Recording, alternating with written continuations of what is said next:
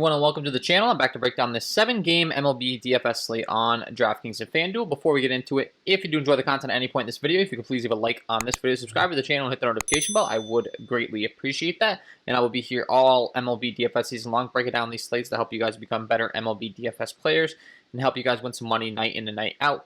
If you are interested in some further content from me, I do offer some premium content. Link below in the description on my Patreon package. You get access to my cheat sheet, my power rankings, and lots more down there. So check that out if you're interested in that, if you're playing night in and night out. And then don't forget to stay tuned to the end of the video for my home run call of the day, the guy that I'm calling to go deep today. Yeah, so good stuff there. Let's go ahead and start breaking down this one today. As always, I like to go ahead and break down my pitchers first. It's fantasy sports. We get points for strikeouts. We're going to figure out the best pitchers we want to play on the slate, and then we'll move along to hitters. Top guy on the slate today in K rate by far is that in Corbin Burnes, taking on the St. Louis Cardinals. 34.1% K rate, 15.8 swinging strike rate. Against righties, it's a 39.4% K rate. And then against lefties, it dips down to a 28.7% K rate. Pretty good stuff across the board. And when looking at this St. Louis team that he's taking on today, the only issue that I'm seeing right now is possibly weather concerns. I'm not sure if they're going to be able to get this game in from the first look at the forecast, but if they do, Corbin Burnes priced up at 9.4 on FanDuel, and over here on DraftKings, he's at 9.4 as well. So priced up for good reason. This St. Louis team has been striking out quite a bit to just get things going in the early season. They got guys like Matt Carpenter, Yadier Molina, Tyler O'Neill, Dylan Carlson at the bottom of the order. While a guy like Nolan Arenado, Paul Goldschmidt, Nolan Arenado specifically doesn't really strike out. Plenty of other strikeouts to go around, and Corbin Burnes is definitely going to be the top upside option on this slate today. Second guy on the slate is Lance Lynn. Comes in with a 27.5% K rate, 12.2 swinging strike rate. Against righties, it's a 32.5% K rate, and then against lefties, it's a 22.7% K rate. So it does dip down quite a bit against left-handed hitting. So we do prefer to target him against right-handed heavy teams if at all possible as far as a strikeout upside aspect. And when looking at who he's taking on today, I think there are plenty of strikeouts to go around in this lineup, and there are quite a few righties in there. You got Whit Merrifield, Salvador Perez, Jorge Soler, Hunter Dozier, Michael Taylor, all righties that have pretty high strikeout rates. And then the switch hitters like Andrew Benintendi, Carlos Santana, I do think he can find a few strikeouts in there, as well as, Kyle Isbell at the bottom of the order and Nicky Lopez. They don't concern me all too much. So Lance Lynn, number 2 option you're looking at, 8.9 on FanDuel. As far as DraftKings, they got him priced up to 8.7. So he's a good option. Of course, you have Eduardo Rodriguez coming in third on the slate, taking on the Baltimore Orioles, another team that has been striking out a ton, a 24.8% K rate, 11.7 swinging strike rate. Good ground ball, fly ball stuff. Against righties, it's a 24.4% K rate, and then against lefties, it's a 26.2% K rate. Him being a lefty himself, if there's a lot of lefties, we really like to take advantage of that. I'm not sure that there's really going to be in this Baltimore lineup today. Right now, you're looking at one at the top of the order in Cedric Mullins, and that's really about it. All the rest of the guys, you're looking at righties and switch hitters, but guys with really high strikeout rates. This Baltimore team, there's definitely some Ks to go around. Trey Mancini, Santander, Mountcastle, Franco, Severino, Galvis. I mean, all these guys strike out at a high clip. So I have no issues if you're playing Eduardo Rodriguez if you want to go there. He's an 8.2 on FanDuel. Over on DraftKings, they get him priced up to 7.9. Keep in mind, he is coming off an injury, so the only problem is whether he's going to be limited. Let's see. Sufficiently built up to pitch unrestricted Thursday. So, latest update, he's good to go. That was a big thing I was really interested to be locking in on, and it looks like he is going to be good to go. So, yeah, I have no issues with you playing him whatsoever. And then Jose Berrios, you could argue probably the top pitcher on the slate based upon the matchup and his stuff. 24.3% K rate, 11.2 swinging strike rate, a 24% K rate against right-handed hitting, good stuff across the board, and then a 24.6% K rate against lefties. And it really just comes down to the Seattle squad just being dreadful to start the season, and we're really liking to target them just because there's a lot of strikeouts to go around in the lineup. They have a 3.33 implied run total. That's good as far as Vegas backing. Jose Berrios currently listed as a 198 favorite. Mitch Haniger, Ty France, Kyle Seager, Jose Marmelos, Tyler Trammell, Dylan Moore, just a lot of unknown names, a lot of guys with high strikeout rates. And yeah, Jose Berrios makes a lot of sense on this slate today. Like I said, factoring in his stuff in the matchup, could argue that he's the top option. And as far as anyone else is concerned, you got John Gray and Merrill Kelly. They're both in Coors Field, not really looking to go there. Adam Wainwright against the Milwaukee Brewers. You could be playing in tournaments for sure. Milwaukee continues to strike out a lot. And a team that I don't mind targeting whatsoever. The only issue is the weather. Like I said, he has a 22.8% K rate against righties and then a 17.5% K rate against lefties. But more specifically, very good at keeping the ball on the ground, very good at just playing the pitcher's game, getting up there in age. And Adam Wainwright is priced at 7.5 on DraftKings. I wouldn't have an issue with you going there. We just got to keep an eye on that weather and when this game actually plays today. That's my biggest concern with those options in that game. And there's also some concerns in the Royals and White Sox game and all this stuff. So making sure you're keeping an eye on the weather report, and if there's going to be a delay mid-game or something and it's going to cost your pitcher innings, that's going to be relevant on this slate today. So with the pitching options out of the way, let's go ahead and start breaking down the bats. As always, I like to short my sheet by Sierra, skill and active ERA, figure out the guys worst in Sierra. And the first guy that really pops off the page today is that and Mr. Matt Harvey taking on these Boston Red Sox. 5.59 Sierra the last 2 years. He has a 7.58 ERA, 15.1 swing or K rate, and 8.5 swing strike rate. Terrible walk stuff, terrible hard hit stuff. Looking at his split specifically against right-handed hitting, he's not all too bad. I mean, still a terrible slugging, a terrible hard hit rate, terrible wOBA, but the ground ball and the fly ball is good for when you're looking at his numbers. But against lefties is where he's having some real serious issues. A 605 slugging, 49.6% hard hit rate, 417 wOBA. Really bad. I mean, really bad against both sides of the plate, but lefty specifically, it's like dreadful. So just keep that in mind. I'm looking at what the Red Sox are expected to roll out today for a lineup. We do have Enrique Hernandez at the top of the lineup, Alex Verdugo, JD Martinez, Xander Bogaerts, Rafi Devers, Christian Vasquez. I mean, who I'm really looking to in this one, of course, Alex Verdugo in the 2-hole, I'm going to really like. I mentioned Harvey struggles against left-handed bats, so I like him a lot. JD Martinez, Xander Bogaerts, Rafi Devers I'm going to like a lot. And the 5-hole, he's been struggling to start the season, struggling in spring training. But when you get a matchup like this, I don't care. I feel perfectly fine playing him. Marwin Gonzalez, you're going to like from left-handed side of the plate. Franchi Cordero, you can be playing.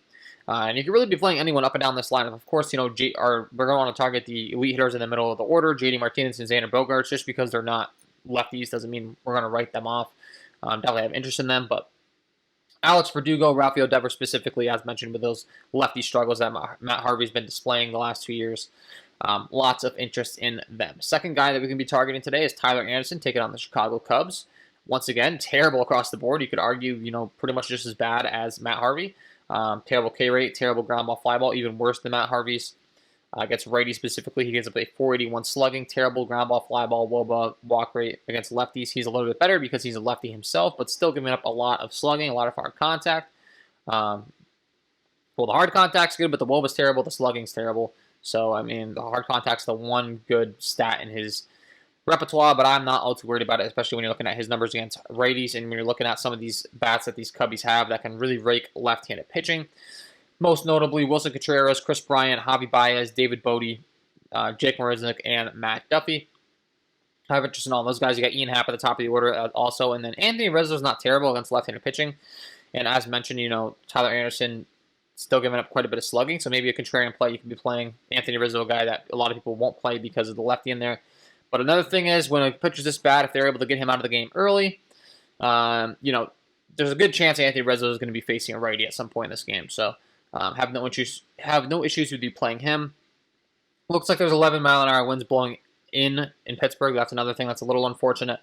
Wish it was a little better hitting weather for them blowing out maybe, but I'm not going to let it talk me off these guys overall because just in a great spot taking on Tyler Anderson, so I definitely like them. Brad Keller taking on the Chicago White Sox. Next guy that's not too good. The ground ball and the fly ball stuff's pretty good for him, but overall not really the best pitching option. Against righties, he's pretty respectable, but against lefties... so here's the thing. He's actually worse against righties overall, I would say, which is a little bit ironic, but overall just not really good across the board. The ground ball and the fly ball stuff's a lot better against lefties, and the slugging's a lot better. So I tend to think that lines up pretty well with this matchup, being that the Chicago White Sox are pretty right-handed dominant, with guys in the lineup like a Jose Abreu, Mercedes, Luis Robert, Andrew Vaughn, Nick Madrigal. But they do also have some good switch hitters in Yasmani Grandal and Yohan Moncada hitting for the left side of the plate, and they do have a pretty good implied run total. It is in Chicago, and the winds do look like they're like blowing in from right field at like 16 miles an hour, so that's an issue as well. Weather seems to be giving us fits on this slate, and we do have a great option in Coors Field, which we're going to talk about next year, or very shortly. Few more options we could be targeting. You got Marco Gonzalez taking on Minnesota. Minnesota, a team that's really good at hitting left-handed pitching. as far as some of their individual batters. He gives up a 405 slugging to righties, a ground ball and fly ball rate that is less than impressive. Against lefties, he's very good, but still gives up hard contact, slugging, hard contact, and WOBA. And some of these righties on this Minnesota squad, we're definitely going to have interest in. I was talking them up yesterday. I'm going to like them again today. Guys like Mitch Garver, Kyle Garlick, Nelson Cruz specifically, Jorge Polanco, Byron Buxton, Miguel Sano. I really like Miguel Sano, Nelson Cruz, and Mitch Garver against left-handed pitching.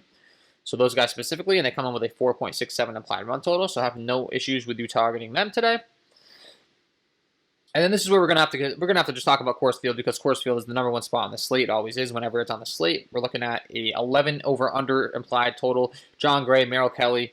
Merrill Kelly, just not really that good of a pitcher. Looking at his stuff across the board, very mediocre, actually beyond mediocre. Hard contact rate, second worst on the slate, right behind Matt Harvey. 43.2% hard hit rate. The ground ball, the fly ball stuff's terrible. Against righties, he goes with a 457 slugging.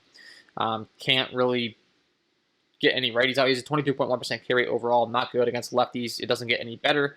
Really, the fly ball stuff's a little bit better. But other than that, Merrill Kelly is just a very easy guy to target for me. And then when you factor in that he's going into Coors Field, I'm going to have a lot of interest in these Colorado Rockies bats, as I'm sure a lot of people will. All up and down the order. Tapia, Garrett Hampson, Trevor Story, Charlie Blackmon, CJ Cron, Ryan McMahon, Sam Hillard, all of the above. I mean, you're looking at the splits. It's tough to imagine not playing these bats. And yeah, I mean, favorites would obviously be Trevor Story and Charlie Blackmon. They hit in the heart of the order, 3 and 4, like them both. But then CJ Cron, no issues with targeting him. Ryan McMahon, specifically the second base position, I really like targeting against right-handed pitchers that don't have a lot of talent, because he has a ton of power, just a high strikeout rate, so I like him quite a bit. And then don't forget to target this Arizona side as well. A little less friendly of a matchup taking on John Gray. John Gray is a guy that's traditionally pretty good in Coors Field for it being Coors Field. He's kind of the one guy on the Colorado Rockies staff that does pretty all right at Coors. 21.5% K rate against across the board. Walk hard hit rate's really nothing too crazy against righties. The ground ball, the fly ball stuff's pretty impressive. Slugging's not the best. A lot of that probably has to do with the fact that he does pitch at Coors. And lefties, the ground ball and the fly ball stuff's pretty good as well. The slugging and all that stuff's a lot worse though. So we do prefer to target him again with those left-handed bats if we can. So guys like a Pavin Smith, Josh Rojas, David Peralta, Asdrubal Cabrera, Eduardo Escobar, Josh Van Meter. Josh Van Meter's a guy that has a ton of power. When he cracks the lineup, I always have interest in him.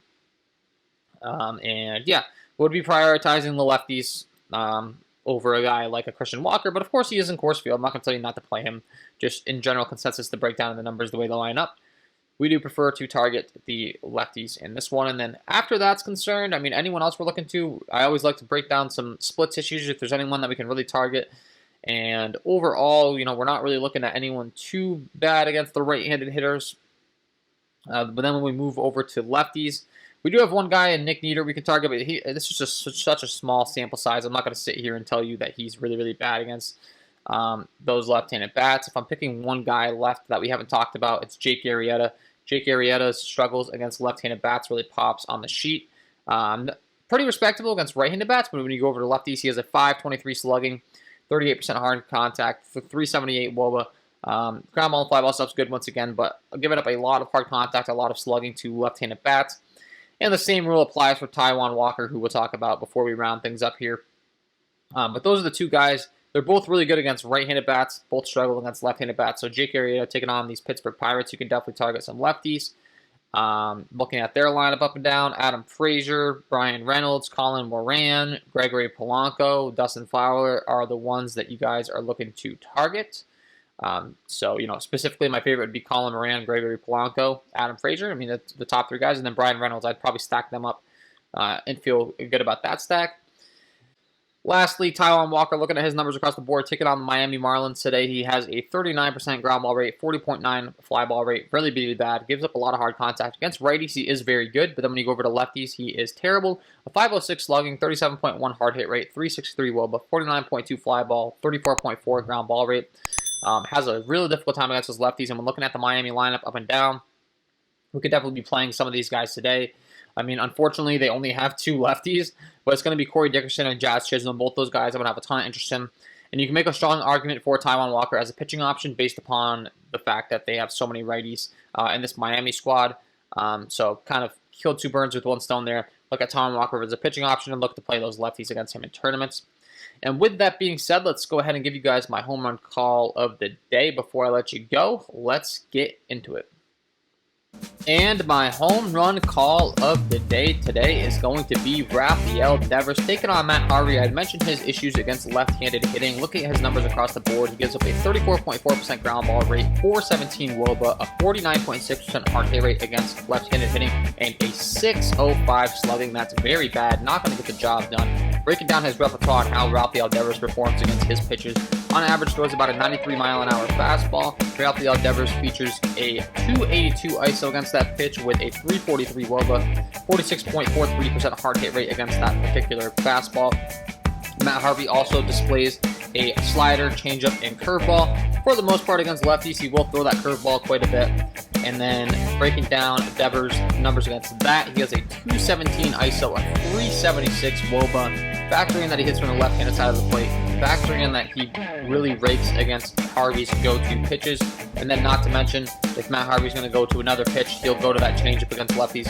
About 57% of the time throwing that curveball, 25% of the time the curveball, 57% of the time the fastball, 25% of the time the curveball, and 14% of the time the changeup. And when he does go to that changeup, Rafael Devers features a 349 ISO, a 460 WOBA. Love this spot for Rafael Devers, and he is my home run call of the day. So there you have it, guys. Rafael Devers, get him in your lineups. And that is all for me in this one. If you did enjoy the content, if you could please leave a like on this video, subscribe to the channel, hit the notification bell. I would greatly appreciate that. And then don't forget to check out my KJK DFS MLB package, link below in the description. I wish you guys all the best of luck tonight, or today, and we will see you in the next one.